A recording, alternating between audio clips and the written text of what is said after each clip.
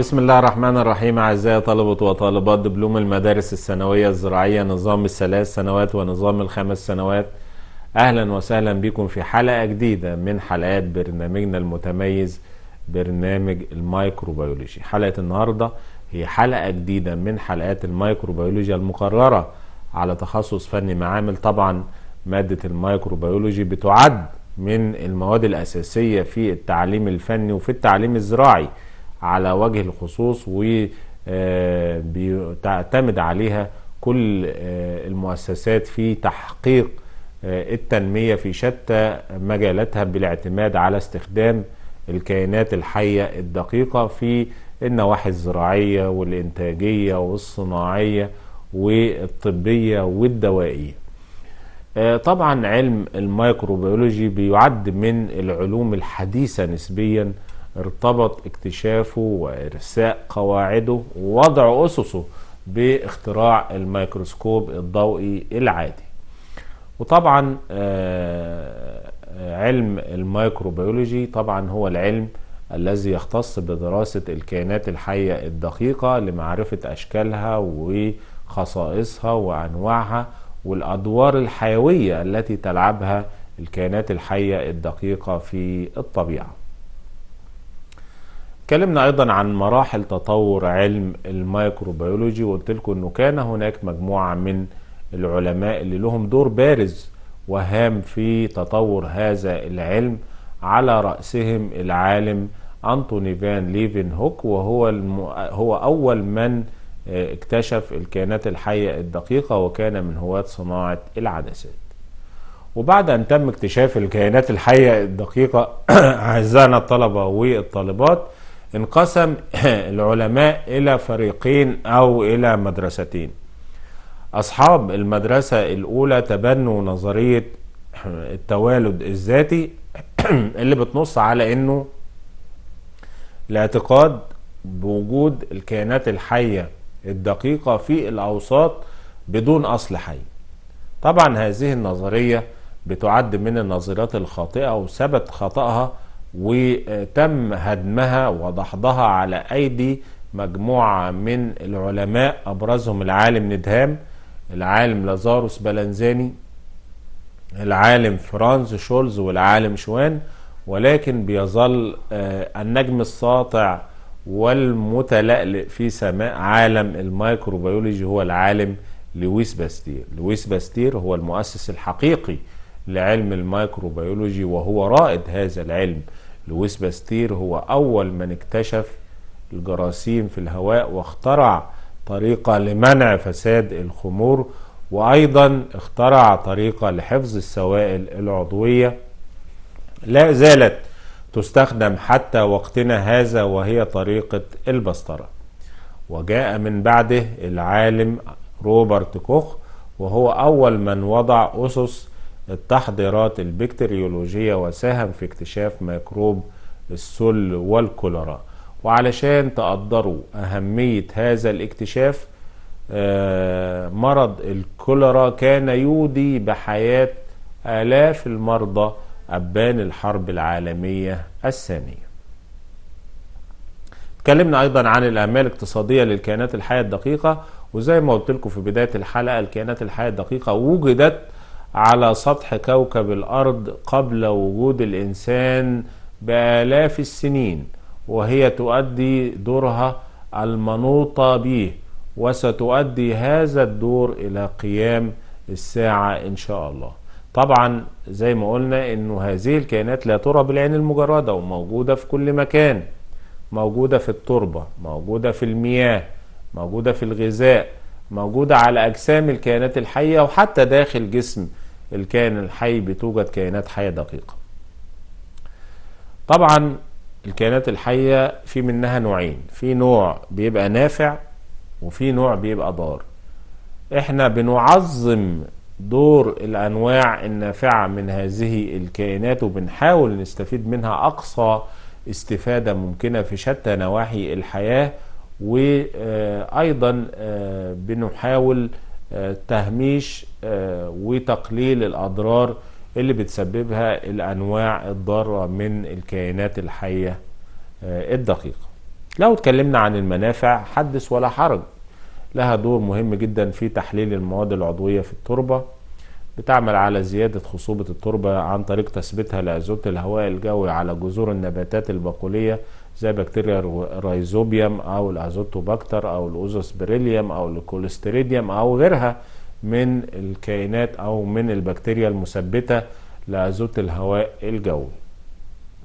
أيضا بتدخل في العديد من الصناعات زي صناعة الخبز، صناعة المخللات، صناعة اللبن الزبادي، تسوية بعض أنواع الجبن الفاخر زي الجبن الريكفور، وبتستخدم كغذاء للإنسان زي فطر المشروم.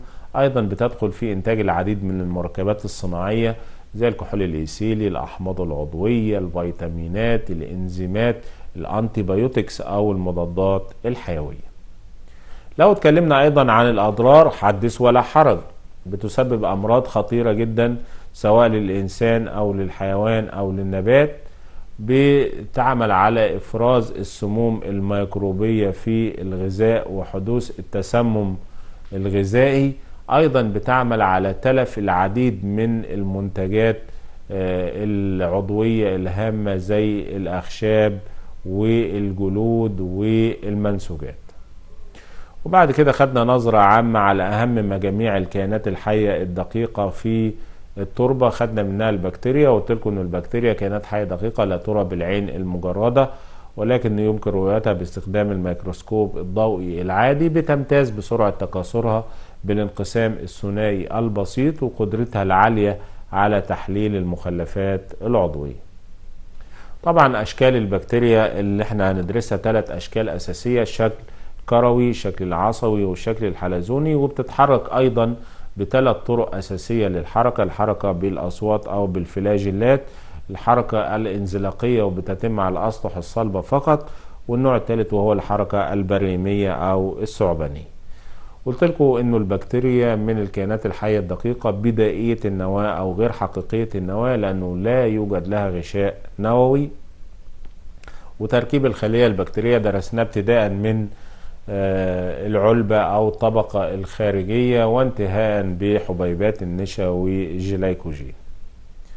وقسمت لكم البكتيريا عموما إلى قسمين على حسب مصادر الكربون والطاقة.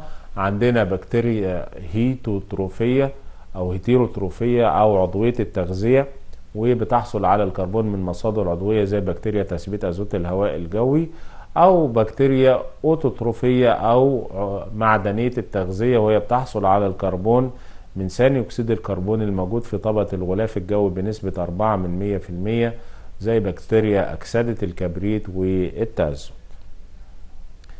خدنا أيضا الفطريات، وقلنا الفطريات كائنات حية دقيقة قد تكون وحيدة الخلية أو عديدة الخلايا، بتخلو أجسامها من مادة الكلوروفيل وبالتالي لا تستطيع القيام بعملية البناء الضوئي ولا تستطيع أن تجهز غذاؤها بنفسها، بل تعتمد على غيرها من الكائنات الحية والمواد العضوية في الحصول على الغذاء.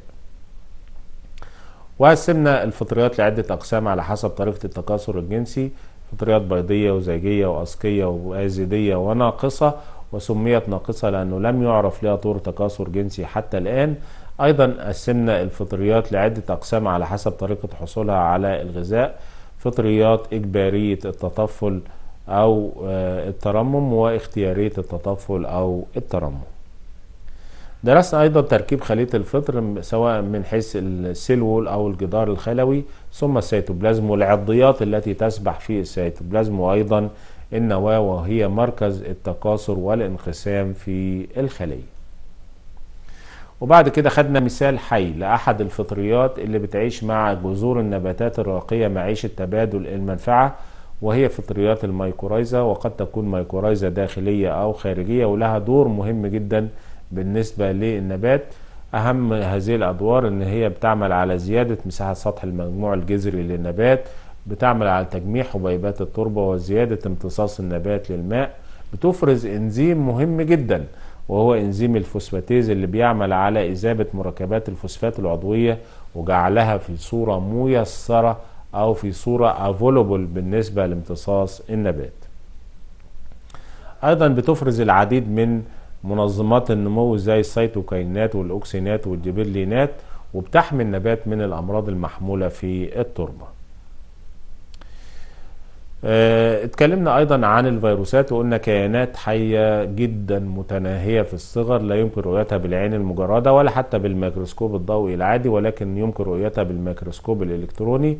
بتكون جسم الفيروس من نيوكليوبروتين، يعني غلاف من البروتين بيحيط بحامض نووي قد يكون من النوع DNA زي الفيروسات الحيوانية اللي بتصيب الإنسان والحيوان، أو من النوع RNA زي الفيروسات اللي بتصيب النبات. وقسمنا الفيروسات لثلاث أقسام على حسب العائل اللي هتصيبه. لو هتصيب النبات بنقول عليها فيروسات نباتية، لو هتصيب الإنسان والحيوان بنقول عليها فيروسات حيوانية، لو هتصيب الكائنات الحية الدقيقة بنقول عليها مجموعة لاقمات الكائنات الحية الدقيقة. خدنا أيضا الطحالب، قلنا خيوط مائية بيسميها العامة بالريم، ولها أكتر من قسم على حسب لونها. في طحالب خضراء، زرقاء، حمراء، بنية، صفراء، دياتومات أو مجموعة سيانوبكتيريا، أو بنقول عليها الطحالب الخضراء المزرقة، اللي بتحظى باهتمام كبير جدا من قبل العلماء في الآونة الأخيرة، نظرا لأنه ثبت مؤخرا قدرتها العالية على تثبيت أزوت الهواء الجوي على جذور النباتات النجيلية، وبالتالي بتزيد من معدل إنتاج هذه المحاصيل الاستراتيجية المسؤولة عن إطعام ملايين السكان الموجودين على كوكب الأرض من السلع الغذائية الهامة زي القمح، زي الأرز، زي الذرة، زي الشعير وغيرها من المحاصيل الاستراتيجية. اتكلمنا ايضا عن البروتوزوا وقلنا كائنات حية دقيقة حيوانية بتعيش في البرك والمستنقعات وفي التربة.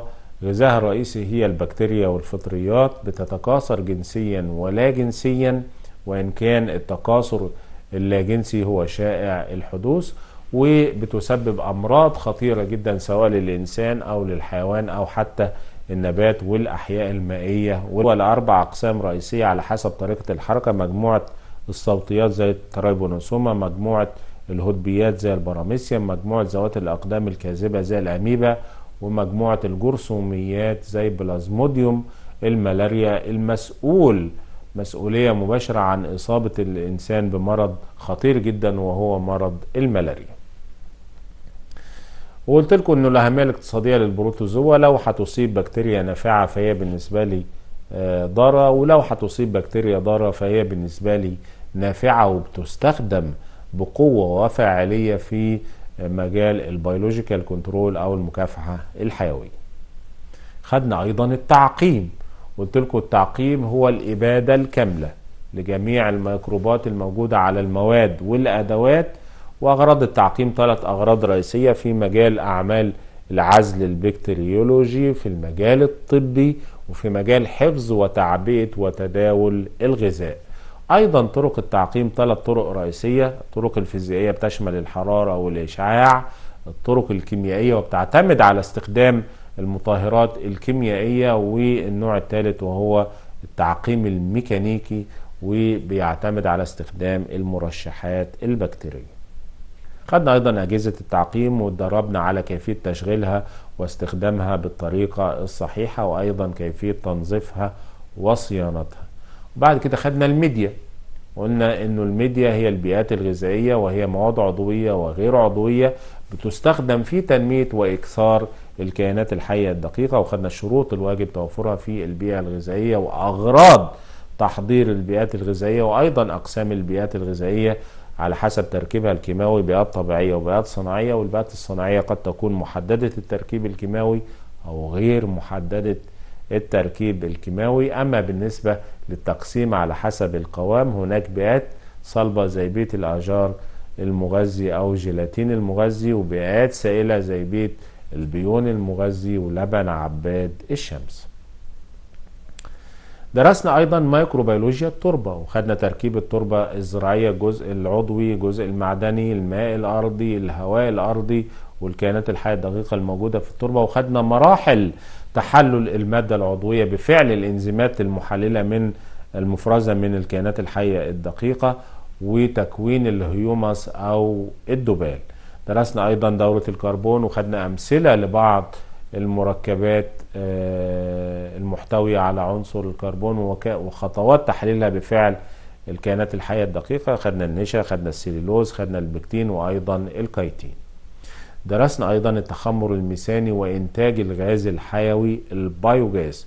قلت لكم انه جمهورية مصر العربية كانت من احدى الدول السباقة في مجال انتاج البيوجاز، وكان عندنا اول وحدة لانتاج البيوجاز في منطقة الجبل الاصفر في محافظة القليوبية سنة 1939، وكنا احنا والصين كتف بكتف في مجال انتاج البيوجاز. ونظرا طبعا لاسباب احنا في غنى عن سردها في حلقة النهاردة، حدث يعني تباطؤ في معدل انشاء هذه الوحدات.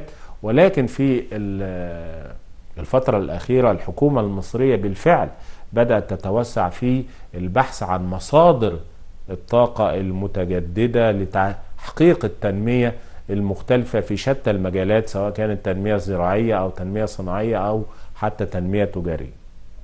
طبعا البيوجاز هو المخلوط الغازي الناتج عن تخمير المخلفات العضوية عند خلطها بالماء بمعزل عن الهواء، فبينتج غاز قابل للاشتعال هو CH4 أو غاز الميثان بنسبة 50 إلى 70% من مكونات المخلوط، ثاني أكسيد الكربون بنسبة 20 إلى 25%، وغازات أخرى بنسبة 5%. وخلي بالكم غاز البيوجاز من الغازات الصديقة للبيئة وغير ملوث للنظام البيئي.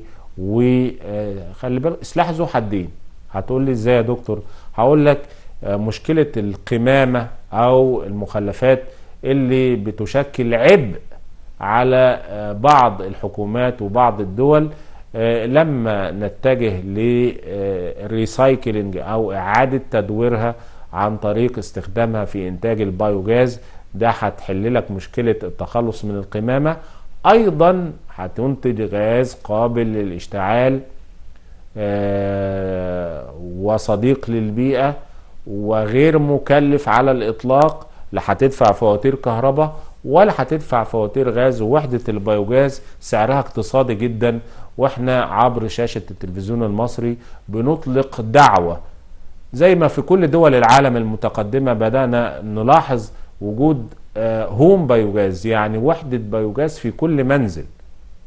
ده هتكون يعني لها آثار يعني ملموسة على أرض الواقع في ترشيد الاعتماد على الوقود الأحفوري اللي هو أسعاره بدأت تكون فلكية في ظل الارتفاع المتزايد لأسعار الوقود، وأيضا هو ملوث للبيئة شئنا أم أبينا. احنا عايزين نعتمد على مصادر الطاقة المتجددة الصديقة للبيئة. وبالفعل زي ما قلت لكم بقى عندنا مشروعات تنموية زي مشروع إنشاء أكبر وحدة لإنتاج الطاقة الشمسية في بنبان في أسوان. عندنا طاقة إنتاج الرياح، أكبر وحدة لطاقة إنتاج الرياح في الشرق الأوسط. عندنا كهرباء السد العالي، مشروع الضبعة في الساحل الشمالي. عندنا مشروعات أخرى لتحلية مياه البحر وغيرها من المشروعات القومية اللي بتساهم في تحقيق التنمية في شتى المجالات.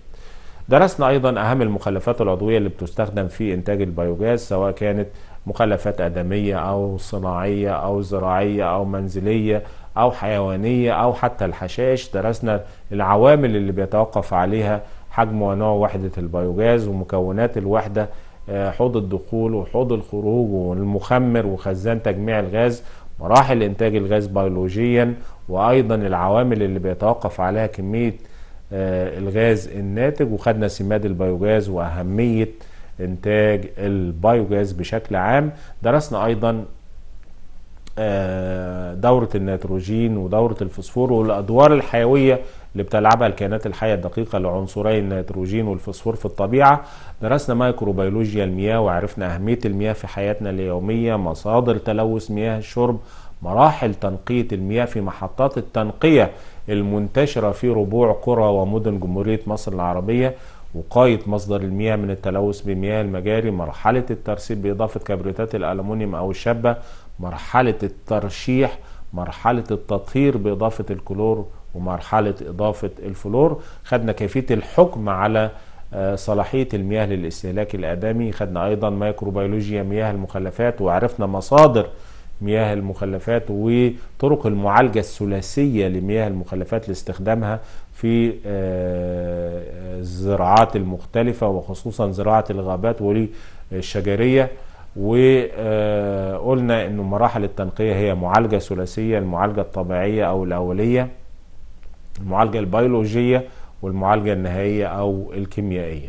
بعد كده خدنا ميكروبيولوجيا الغذاء، عرفنا مصادر تلوث الأغذية، طرق الحفظ المستخدمة، مظاهر الفساد البيولوجي في الغذاء، وأنواع التسممات الغذائية، وكيف يمكن الوقاية من التسمم الغذائي.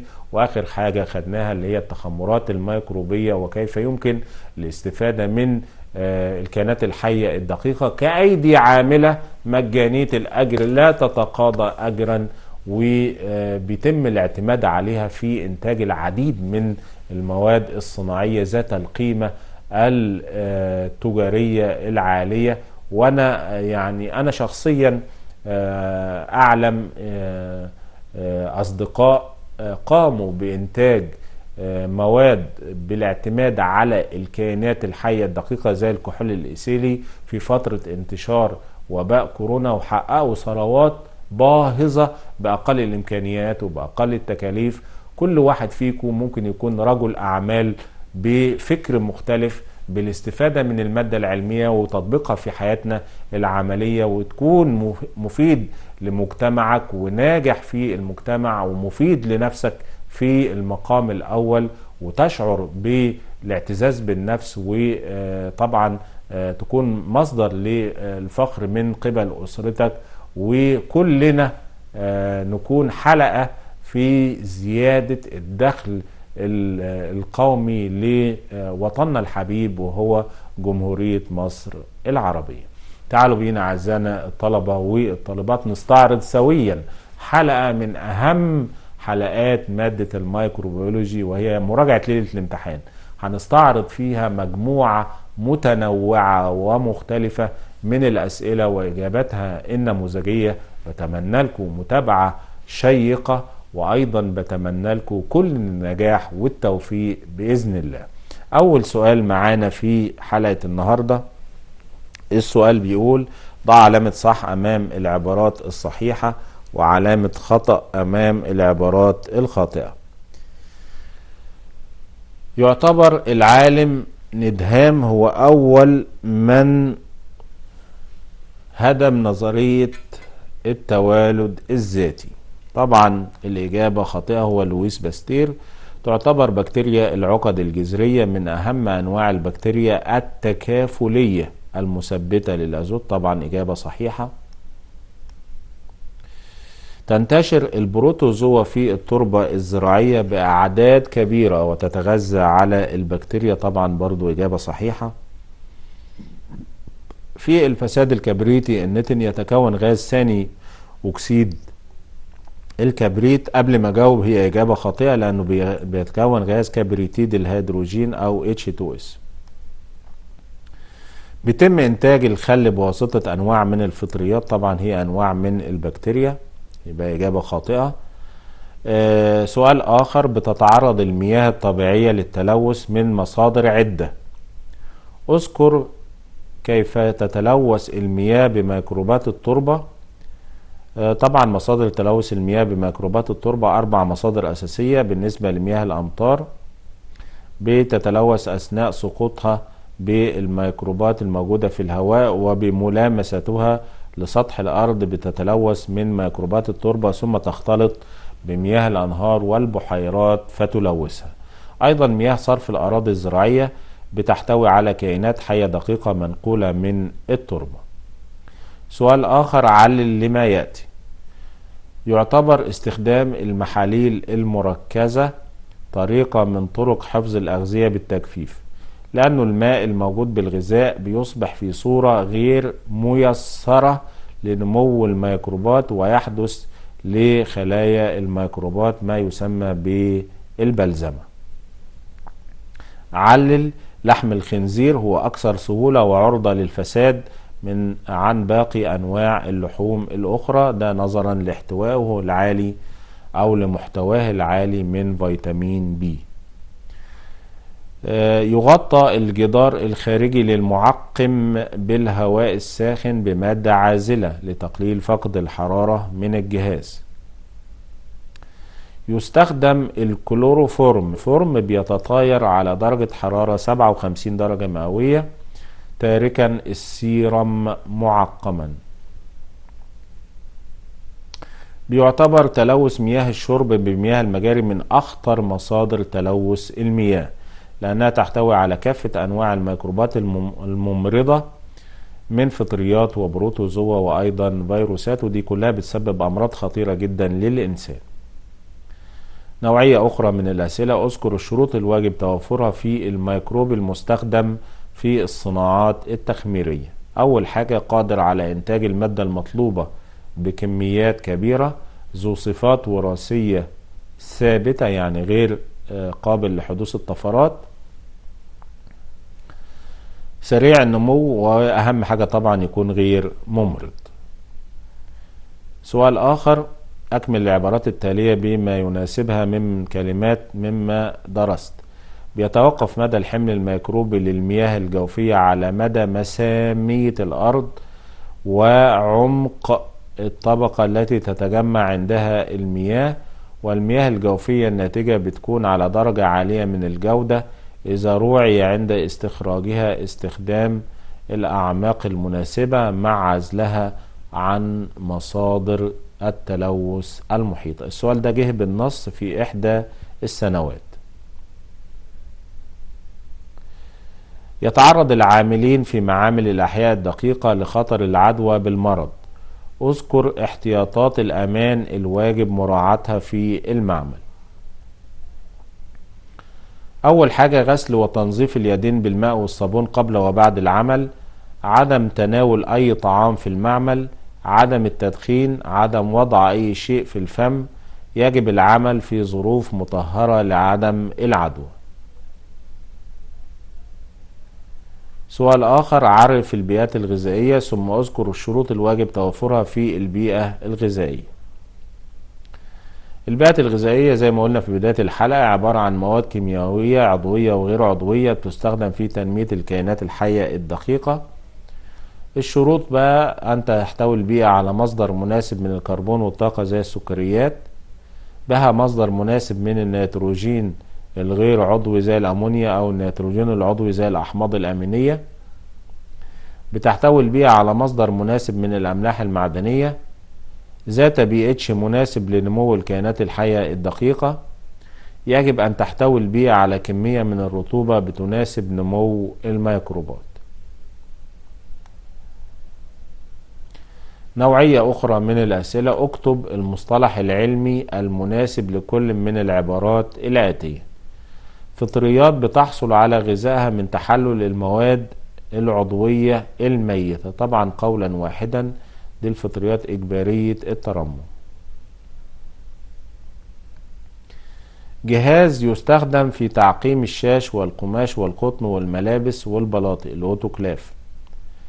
عدسة تستخدم في فحص التحضيرات الجافة للأغذية المصبوغة من البكتيريا، طبعا العدسة الزيتية. مخزنا رئيسيا للعناصر الغذائية بالنسبة للكائنات الحية الدقيقة في التربة، طبعا ده الهيومس أو الدبال. هو المخلوط الغازي الناتج من تخمير المخلفات العضوية عند خلطها بالماء بمعزل عن الهواء. قولا واحدا ده غاز البيوغاز. اذكر الغرض الذي من أجله تجرى كل عملية من العمليات الآتية. بسطرة الخل قبل تخزينه. الغرض من بسطرة الخل التخلص من الميكروبات التي تفسده، ويتم ذلك على درجة حرارة 60 ل 66 درجة مئوية لمدة 30 دقيقة. تجفيف المواد الغذائية لتقليل نسبة الماء في المادة الغذائية فتصبح غير صالحة لنمو ونشاط الميكروبات. سؤال آخر، عرف مياه المخلفات مع ذكر مصادرها. مياه المخلفات هي مياه الناتجة عن استعمال مجتمعا ما من المجتمعات السكانية. مصادرها طبعا مياه مخلفات المنازل، مياه مخلفات المصانع، مياه مخلفات المزارع والحدائق، المياه الجوفية والسطحية التي تصل إلى مواسير صرف المدن. سؤال آخر، يعتبر التجميد السريع للغذاء أفضل من التجميد البطيء، لأنه التجميد السريع للغذاء بيعمل على تكوين بلورات ثلج صغيرة هشة لا تؤثر على أنسجة المادة الغذائية.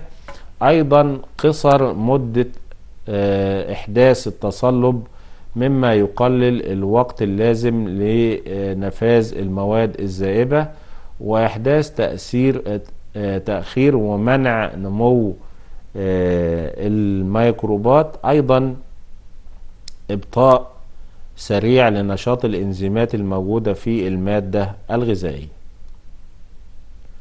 سؤال آخر، يجب الكشف عن ميكروب إشيريشيا كولاي أو الإيكولاي أو بكتيريا القولون عند اختبار تلوث مياه الشرب بمياه المجاري. أول حاجة الكشف فيها بيكون ميسر أو عنها بيكون ميسر. هذه البكتيريا من السهل تداولها فهي غير ممرضة ومصدرها برازي وبتوجد دائما بالمياه الملوثة. سؤال آخر، ناقش باختصار وظائف الجدار الخلوي والغشاء البلازمي في البكتيريا. السيل وول أو الجدار الخلوي بيعطي الخلية شكلها ويحميها من المؤثرات الخارجية. الغشاء البلازمي هو المسؤول عن النفاذية الاختيارية وله دور في عملية التنفس. سؤال آخر، صحح في حالة الخطأ ثم انقل الإجابة الصحيحة لكراسة إجابتك. رقم 1، بتتحرك كل البكتيريا بواسطة الأصوات. طبعا إجابة خاطئة، هي معظم البكتيريا. تستطيع بكتيريا العقد الجذرية أن تثبت أزوت الهواء الجوي بالاشتراك مع النباتات النجيلية. طبعا مع النباتات البقولية. وفي إجابتين هنا، ممكن تشيل بكتيريا العقد الجذرية وتحط الطحالب الخضراء المزرقة.